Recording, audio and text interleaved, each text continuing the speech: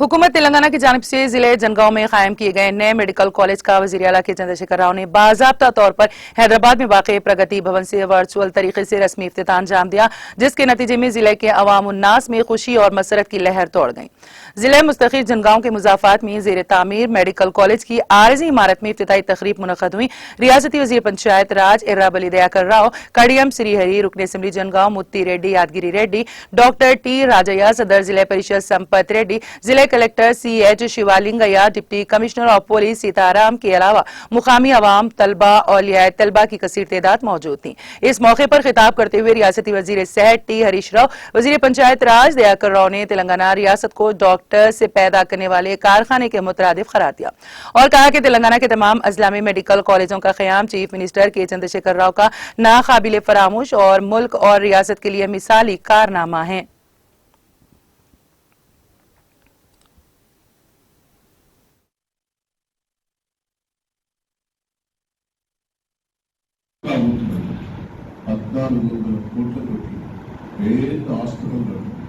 దేశంలో number 1 hospital ఇలా జరగడం కూడా డెలివరీస్ అద్భుతంగా ఇబ్బంది లేకుండా